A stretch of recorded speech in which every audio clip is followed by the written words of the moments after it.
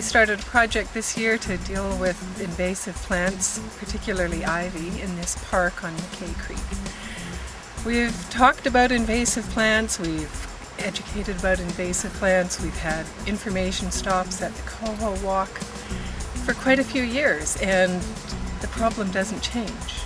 Municipalities are interested in mapping, and that's really important to know where these areas are. But now we're ready for action, and we've undertaken a project this year that we have funding for to allow us to advertise in the newspaper and to do some communications plan and really invite the public in here to learn how to deal with this problem, because invasive plants, the English ivy, Himalayan blackberry, Japanese knotweed, all the names of things that don't say native British Columbia, these are the things that are a problem. We're here today on a habitat restoration project, and we're looking at invasive plant species that are choking out the native plants, and one of those species is knotweed, which is just growing all along the edges of the creek. And we've noticed that this is not only a problem here, but all over North America. This plant is taking over native habitat, and we're experimenting in different ways of removing it.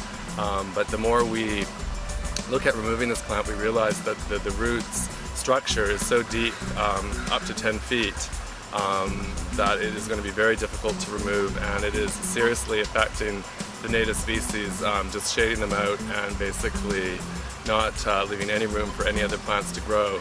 So it's affecting the salmon habitat as well, and we're interested in finding ways to eradicate this weed. People can go out and learn what to do about this in their own neighborhoods.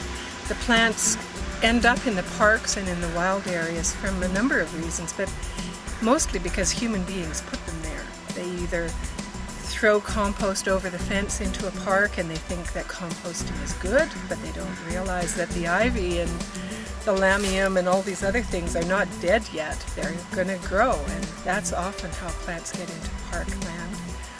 We buy things that we think are going to be great things in our garden, and then they get out of hand.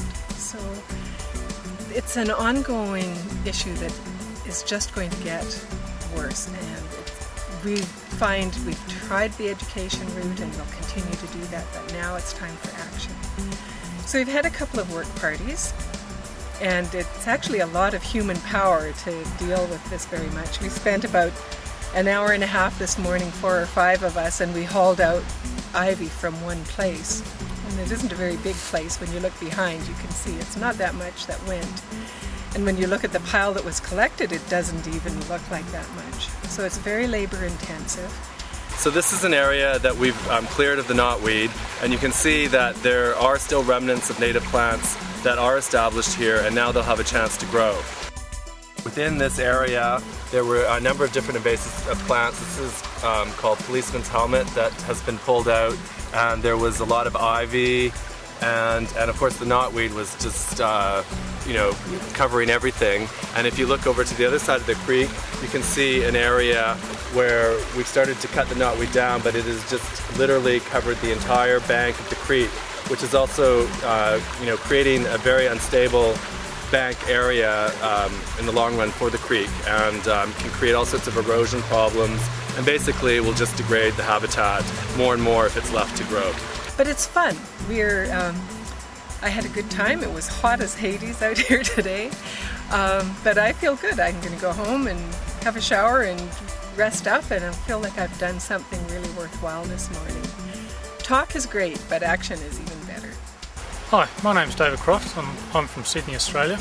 I've just moved to Canada for a year on a working holiday, and I thought I'd come down to this little group here to learn a bit more about the native plants of BC. I work in the weed control industry in Australia, so it's very interesting to come and see what these guys here are doing. I'm hoping in future I might be able to use some of my expertise to help out as well. I'd recommend that a lot of other people come down here as well if they can. It's always good to get out in the great outdoors and see some of the native plants and animals that still are in our urban areas. And I'd encourage everyone to come down and try and help out to preserve what's around this area in terms of native plants and animals.